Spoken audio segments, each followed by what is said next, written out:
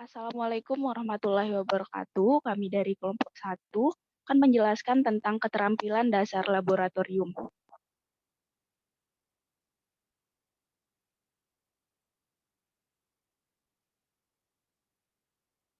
Anggota kelompok 1 adalah yang pertama Kak Ida Neni Apriani, Anifatin Humaira, Anissa Rizka Nirmala, baik Aluh Nur Fatimah, dan baik Dian Apriani. Nah, pada gambar di samping terdapat gambar Erlenmeyer yang pecah. Kira-kira apa yang menyebabkan Erlenmeyer tersebut pecah dan bagaimana dampaknya? Terdapat dua kesalahan yang terjadi. Yang pertama adalah bahan baku dari Erlenmeyer tersebut yang memang kurang bagus atau Erlenmeyer tersebut sudah lama digunakan sehingga memang sudah akan pecah. Yang kedua adalah adanya human error di mana kemungkinan bagaimana mestinya. Kemudian untuk dampaknya sendiri yaitu dapat menyebabkan kecelakaan kerja dalam laboratorium. Selanjutnya adalah klasifikasi peralatan gelas. Sebelum menggunakan peralatan gelas, hendaknya kita mengetahui fungsi dari peralatan gelas tersebut. Berdasarkan fungsinya, peralatan gelas dibagi menjadi alat gelas yang digunakan tidak untuk mengukur dan alat gelas yang digunakan untuk mengukur. Alat gelas yang digunakan untuk tidak digunakan untuk mengukur, contohnya adalah botol untuk menentukan densitas atau kerapatan massa jenis air, beker, labu Erlenmeyer, dan tabung reaksi. Next. Kemudian alat gelas yang digunakan dalam skala volume dibagi menjadi dua bagian, yaitu untuk menyimpan dan untuk memindahkan. Untuk menyimpan contohnya gelas ukur, pipet kapiler, dan silinder ukur. Sedangkan untuk memindahkan adalah buret, pipet volume, dan pipet biasa. Selanjutnya, klasifikasi bahan gelas berdasarkan bahan bakunya.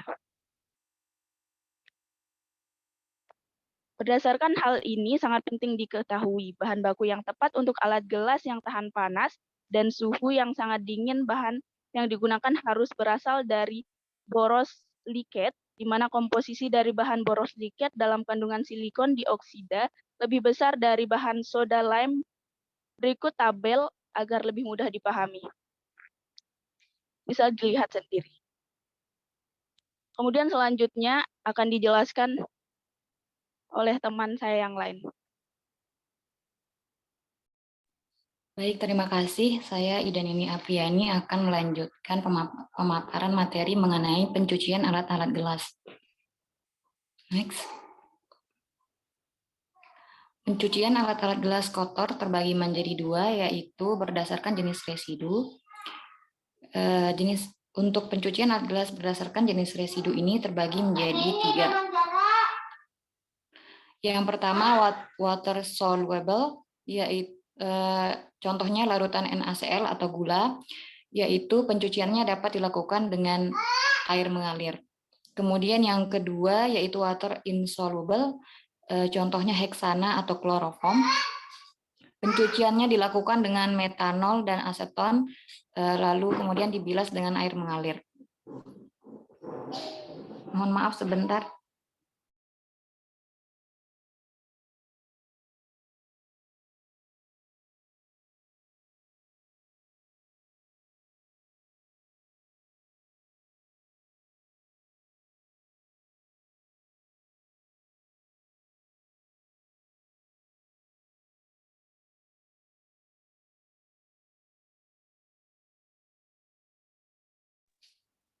Saya lanjut. Kemudian untuk jenis residu yang berupa lemak, ini pencuciannya bisa dilakukan dengan perendaman menggunakan heksana lalu dibilas dengan aseton dan metanol. Yang kedua yaitu berdasarkan kontaminan. Kontaminan ini terbagi menjadi dua, yaitu organik, bisa berupa senyawa asam lemak. Pencuciannya dapat dilakukan dengan merendam menggunakan larutan NaOH dalam EtAOH lalu dibilas dengan air. Yang kedua yaitu kontaminan berupa senyawa logam transisi. Pencuciannya dapat dilakukan dengan perendaman menggunakan larutan asam kuat pekat, kemudian dibilas dengan air. Keamanan bahan laboratorium ini dapat dilakukan dengan suatu pendekatan universal dan sistematik untuk mendefinisikan dan mengklasifikasikan bahan kimia dan mengkonfirmasi bahaya tersebut pada label dan lembar data keselamatan untuk kepentingan keamanan. Untuk kepentingan keamanan bahan laboratorium dikenal istilah GHS, SDS, dan hazard. GHS atau Globally Harmonized System of Classification and Labeling of Chemicals ialah pengelompokan bahan dan pelabelan bahan kimia sehingga praktis dan dapat digunakan di seluruh dunia. GHS ini dibuat dalam bentuk piktogram berupa penanda yang digunakan untuk menunjukkan kategori bahaya selama penggunaan, penyimpanan, atau pengangkutan bahan kimia. GHS ini dapat disajikan dalam bentuk simbolis yang dapat mewakili seberapa besar bahaya atau damage yang akan ditimbulkan oleh bahan tersebut, terutama apabila kurang berhati-hati di dalam penggunaannya.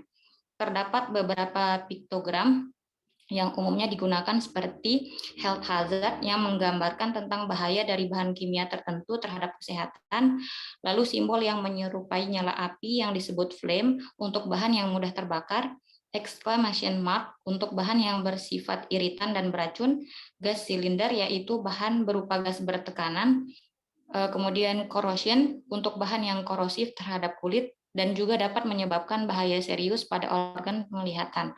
Kemudian ada exploding bomb untuk bahan yang dapat memicu ledakan, flame over circle untuk bahan yang bersifat oksidator, environment aquatic toxicity untuk bahan yang beracun terhadap lingkungan. Yang terakhir ada skull crossbone untuk bahan yang memiliki toksisitas akut. Kemudian di sini ada SDS, yaitu yang memuat data mengenai keamanan bahan tersebut sehingga dapat dijual dan dipakai oleh pihak lain. Next. Konten dalam SDS ini sendiri di antaranya pertama ada identifikasi bahan, identifikasi bahaya, komposisi, pertolongan pertama, langkah-langkah jika terjadi kebakaran, accidental release measure, handling dan penyimpanan, personal protection, physical,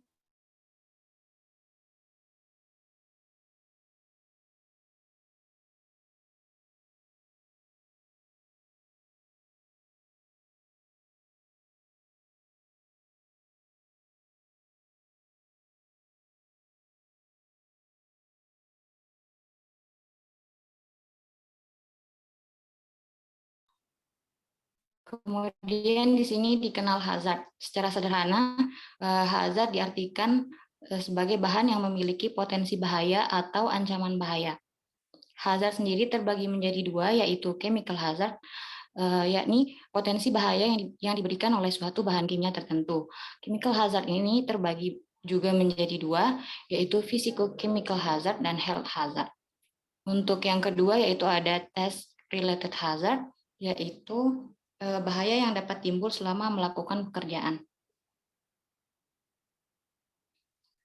Kemudian di sini ada PPE atau Personal Protective Equipment atau lebih dikenal dengan alat pelindung diri.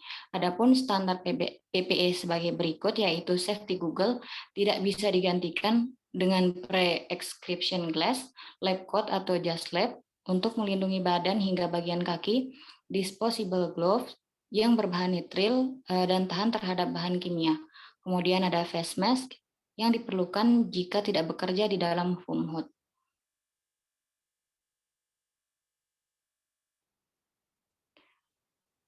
Materi selanjutnya akan dilanjutkan oleh rekan saya. Sekian, terima kasih.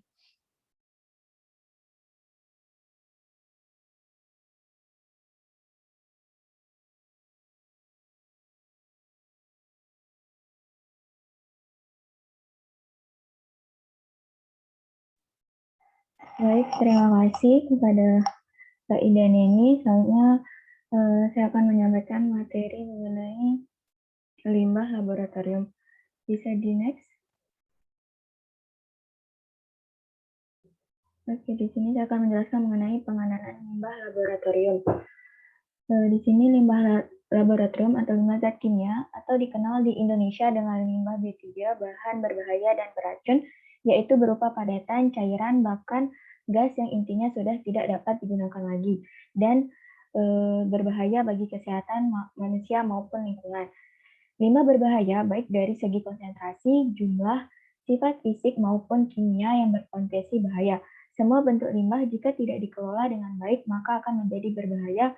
Oleh karena itu, kita harus memanajemen pengolahan limbah sangat dibutuhkan. Next. Kemudian ada pembagiannya yaitu dari indikator rusaknya zat kimia. Di sini ada beberapa indikator untuk mengidentifikasi apakah zat kimia tersebut dapat digunakan kembali atau tidak. Yang pertama yaitu cairan menjadi keruh, kedua yaitu berubah warna, ketiga adanya pengerasan material anhidrat. Anhidrat ini merupakan senyawa padatan yang bebas air atau tidak mengandung molekul air. Keempat yaitu adanya padatan dalam cairan atau maupun sebaliknya. Dan adanya tekanan meningkat pada botol. Misalnya seperti saat kita membeli botol zat kimia, terlihat ada gelembung di dalam tutup botol tersebut, maka ada di sana terdapat terjadinya reaksi gas. Selanjutnya adanya reaksi dengan air, dan yang ketujuh yaitu reaksi pada wadah penyimpanan. Selanjutnya yaitu sumber limbah kimia. Di sini sebelum menjadi limbah pastinya sumber limbah kimia itu banyak. Pertama yaitu bahan kimia hasil percobaan. Di sini tuh ketika kita mencoba mereaksikan sesuatu, nanti hasil percobaan itu akan menjadi limbah. Kedua yaitu bahan kimia sisa percobaan, seperti misalnya apakah reaksi yang tidak digunakan atau hasil reaksinya. Ketiga yaitu bahan kimia yang tidak pernah digunakan. Ini tuh sering terjadi, misalnya saat kita tidak profesional, maka kadang zat kimia yang kita beli itu belum tentu langsung kita gunakan. Keempat yaitu bahan kimia yang ada dalam alat ukur, contohnya yaitu pada raksa, pada termometer. Dan yang terakhir yaitu bahan kimia yang digunakan sebagai pembersih, kalium dikromat, asam sulfat. Poin selanjutnya yaitu strategi dalam mengurangi limbah kimia. Di sini dalam menguranginya terdapat 7 poin. Yang pertama yaitu beli zat kimia itu secukupnya sehingga kita tidak menimbun zat kimia tersebut. Kedua yaitu gunakan zat alternatif untuk mengurangi limbah kimia tersebut. Selanjutnya yaitu sosialisasikan percobaan dalam skala mikro. Keempat, adanya daur ulang zat kimia atau gunakan percobaan berantai. Selanjutnya yaitu kita terapkan konsep detoksifikasi atau netralisasi. Dan gunakan demonstrasi atau video untuk zat yang berbahaya. Dan yang terakhir yaitu kita gunakan penimbangan selisih untuk jumlah zat kimianya. Next. Kemudian ada aturan umum dalam pembuangan limbah kimia. Yang pertama yaitu kita dilarang untuk membuang limbah kimia sembarangan, karena itu bisa berbahaya bagi lingkungan dan sekitarnya. Kedua yaitu patuhi aturan pembuangan yang berlaku, kemudian lakukan pemilihan limbah sesuai kelompoknya, dan jangan mencampur baur limbah kimia. Jadi kita jangan sampai belum tahu bahan-bahan tersebut, jangan asal kita mencampur baurnya.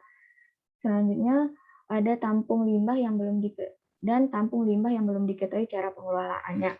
Kemudian selanjutnya yaitu limbah alat gelas.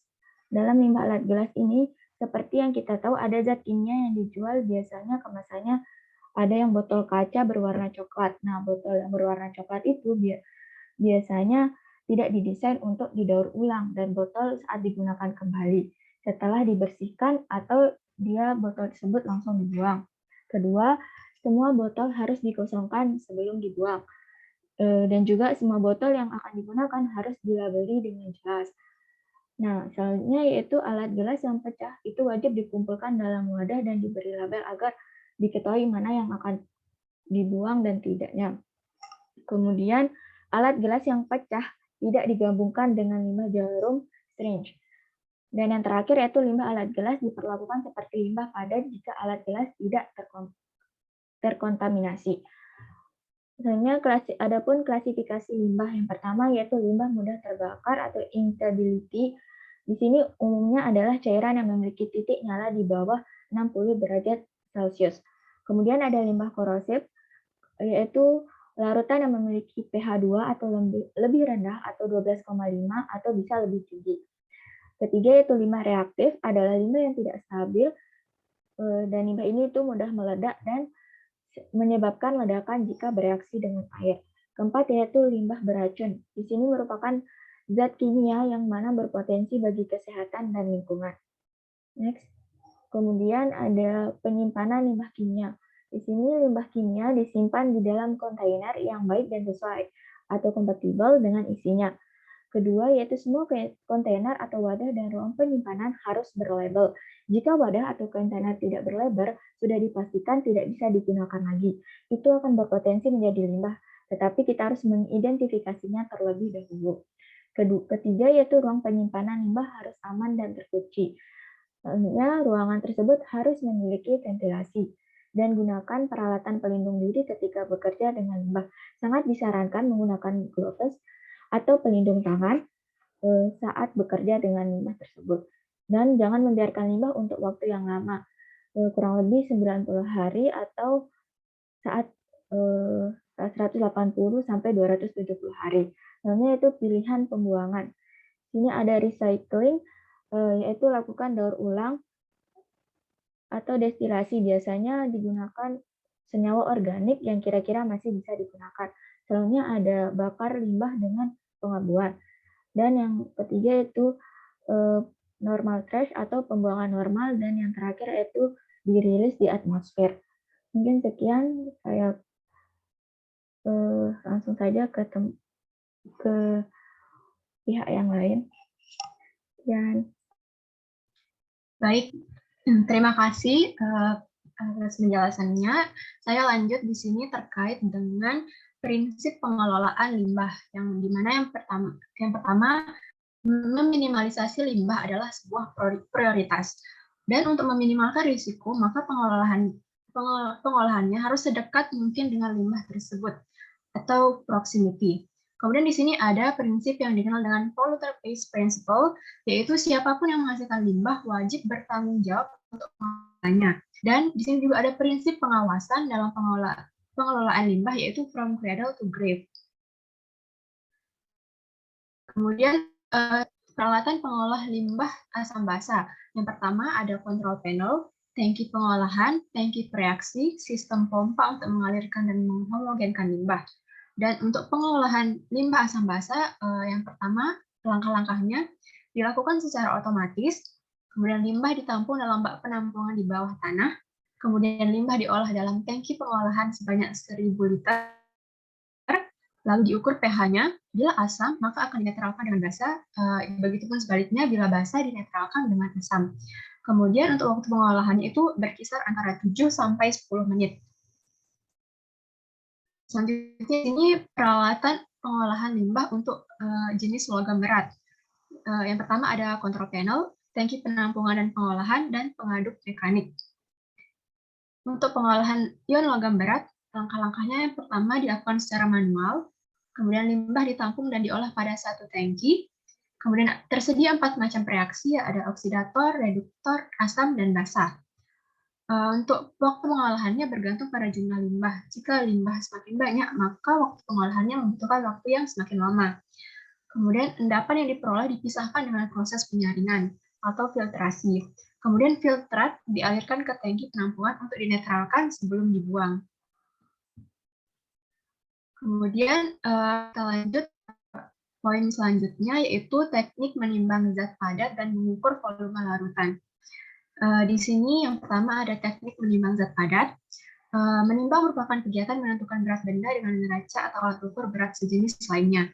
Menimbang zat adalah menimbang zat kimia yang dipergunakan untuk membuat larutan atau akan direaksikan di PSMK 2014. Kemudian salah satu alat ukur yang biasa digunakan untuk menimbang zat padat untuk analisis kimia di laboratorium farmasi adalah neraca analitik. Nah, berikut ini adalah gambar dari neraca analitik. Jadi neraca analitik adalah alat yang sering digunakan di laboratorium yang berfungsi untuk menimbang bahan atau zat yang akan digunakan sebelum melakukan suatu percobaan yang membutuhkan suatu penimbangan. Nah, neraca analitik ini mempunyai ketelitian yang sangat tinggi karena sampai 4 desimal di belakang koma. Misalnya 1,7869 gram. Dan biasanya digunakan untuk menimbang benda atau zat yang membutuhkan ketelitian yang tinggi dan berfungsi sebagai alat ukur yang lebih akurat, presisi akuntabel dan dapat menyimpan hasil dari setiap penimbangan. Kemudian, syarat-syarat menimbang yang tercantum dalam buku teknik dasar pekerjaan laboratorium kimia antara lain, yang pertama, neraca harus diletakkan secara mendatar di atas meja yang tidak dapat bergetar, tidak langsung terkena cahaya matahari, tidak dekat dengan sumber panas, dan harus bebas dari bahan yang mudah menguap dan korosif. Yang kedua, bila neraca tidak dalam keadaan terpakai, neraca harus dalam keadaan terkunci. Dan yang ketiga, penimbangan dilakukan dengan keadaan tertutup. Manipulasi menimbang dilakukan melalui jendela samping. Kemudian yang keempat, menimbang zat sebaiknya dalam botol timbang untuk zat yang dapat mengalami perubahan di udara. Zat yang stabil dapat ditimbang di atas kaca arloji atau kertas timbang. Selanjutnya, menimbang tidak boleh melebihi daya kuat maksimum. Kemudian, neraca tidak terkotori saat penimbangan. Selanjutnya, jika dilakukan pengelapan neraca, penimbangan harus ditangguhkan beberapa saat untuk menghilangkan muatan listrik dan dapat menerima kembali lapisan atau kulit air. Selanjutnya, bila suhu benda berbeda dengan suhu di sekitar neraca, tunda penimbangan sampai suhunya sesuai. Dan yang terakhir, setelah selesai menimbang, kembalikan dalam keadaan nol. Kemudian untuk langkah-langkah atau tahapannya ini akan dijelaskan oleh rekan saya. Dipersilahkan. Baik, terima kasih. Sebelumnya, saya Bayaluh Nur Fatimah izin untuk melanjutkan penjelasan materi. Jadi, materi selanjutnya adalah tahapan-tahapan dalam menimbang zat dengan neraca analitik seperti yang dipaparkan dalam video demonstrasi. Untuk tahapan pertama, yaitu kita harus menggunakan perlengkapan keselamatan seperti jas laboratorium, sarung tangan atau glove, masker, dan kacamata keselamatan atau Google. Selanjutnya, sambungkan timbangan analitik dengan stop kontak, lalu tekan tombol on untuk menyalakan neraca. Lalu, setelah itu, tunggu hingga layar menunjukkan angka 0 atau 0,0000. Pastikan bahwa water pass tepat berada di tengah. Lalu, letakkan wadah atau alas untuk menimbang benda di tengah-tengah timbangan. Dan tekan tombol tab atau rezero untuk menghilangkan masanya. Selanjutnya, masukkan zat atau serbuk yang akan ditimbang sedikit demi sedikit dengan menggunakan sendok tanduk.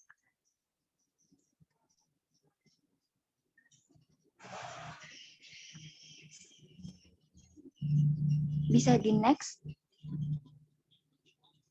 Oke, setelah itu tutup neraca untuk memastikan tidak ada udara yang masuk yang bisa mempengaruhi hasil penimbangan. Dan catat berat zat hasil penimbangan yang tertera pada layar neraca. Jumlah angka yang tertera di layar itu menunjukkan ketelitiannya. Jadi kalau semakin banyak angka di belakang koma, itu berarti neraca tersebut semakin teliti. Sementara itu, jika untuk menimbang zat padat yang lain seperti berbentuk serbuk, tablet, dan lain sebagainya, itu dapat dilakukan seperti langkah-langkah sebelumnya, tapi bedanya itu terletak pada alas yang digunakan. Misalnya untuk menimbang serbuk itu bisa menggunakan alas gelas arloji, sedangkan untuk tablet bisa menggunakan alas kertas timbang atau yang disebut perkamen. Nah, langkah selanjutnya, pastikan untuk mengulang atau replikasi penimbangan minimal sebanyak 3 kali. Ini berfungsi untuk meningkatkan ketelitian dan keakuratan data hasil penimbangan, serta untuk memperkecil kesalahan. Lalu setelah selesai digunakan, bersihkan neraca dari zat-zat yang tertinggal menggunakan kuas, dan pastikan layar kembali menunjukkan angka 0 atau 0,000. Lalu tekan tombol off. Dan terakhir, cabut stop kontak untuk memutus aliran listrik, lalu kembalikan neraca pada tempatnya. Jadi setelah selesai, jangan lupa untuk membersihkan peralatan dan bahan atau zat yang digunakan, termasuk peralatan keselamatan seperti sarung tangan dan yang lain sebagainya. buanglah sampah tersebut pada tempat yang sudah disediakan. Dan di bawah ini tersedia gambar-gambar dokumentasi pada video tersebut. Nah, untuk yang kedua itu ada teknik mengukur volume larutan. Mengukur adalah suatu perbandingan sebuah kuantitas yang tidak diketahui nilainya dengan suatu nilai standar, tentunya dalam satuan tertentu. Salah satu alat ukur yang bisa digunakan untuk mengukur volume suatu larutan di laboratorium farmasi itu adalah pipet ukur. Nah, pipet ukur ini merupakan salah satu alat laboratorium yang terbuat dari bahan gelas atau terkadang dari bahan borosilikat. Dan alat ini berfungsi untuk mengukur cairan atau larutan. Di sini tersedia gambar dari alat ukur. Nah, pipet ukur ini tersedia dari beberapa kapasitas. Dapat dilihat pada tabel tersebut dibagi dalam kapasitas, subskala, dan toleransi. Untuk semua hal tersebut dalam satuan mililiter. Untuk kapasitas ada yang berkapasitas 0,1, 0,2, 0,5, 1, 2, 5, 10, dan 25 mililiter. Mungkin bisa di next. Selain pipet ukur, terdapat juga bulbus atau bola hisap yang merupakan alat yang digunakan untuk membantu proses pengambilan atau pemindahan cairan. Nah, bulbus ini terbuat dari karet yang dilengkapi dengan tanda untuk menyedot cairan atau suction, mengambil udara atau aspirate, dan mengosongkan atau empty.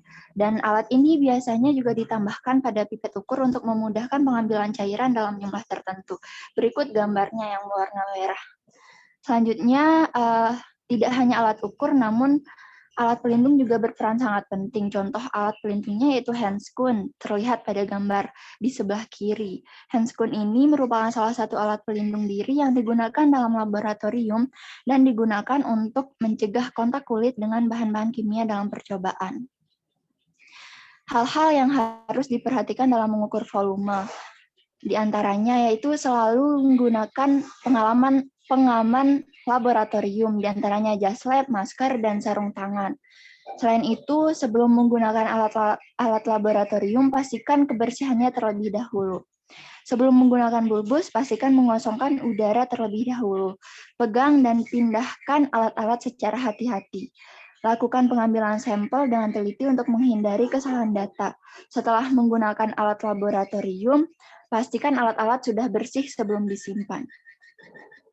Adapun tahapan-tahapan dalam mengukur volume larutan, seperti pada video demonstrasi yang sudah disediakan. Untuk tahapan yang pertama, siapkan alat dan bahan yang akan digunakan. Lalu pasang handscoon supaya tangan tidak terkena cairan. Kemudian kempeskan bulbus, lalu pasangkan pada ujung atas pipet ukur dengan perlahan. Ambil cairan sampel sesuai kebutuhan, misalnya 5 ml, dengan meletakkan ujung bawah pipet ukur pada sampel, lalu tekan katup suction bulbus agar cairan masuk ke dalam pipet ukur. Selanjutnya, angkat pipet ukur dengan tangan kiri memegang badan pipet dan tangan kanan memegang bulbus. Lalu letakkan cairan yang sudah diambil pada wadah yang sudah dipersiapkan dengan menekan katup exhaust bulbus secara perlahan. Ulangi langkah-langkah sebelumnya untuk cairan yang lainnya. Buang handscoon yang sudah digunakan pada tempat sampah, lalu bersihkan alat-alat yang sudah digunakan. Nah, berikut adalah dokumentasi dari video demonstrasi yang sudah diberikan. Untuk kesimpulan akan dibacakan oleh moderator.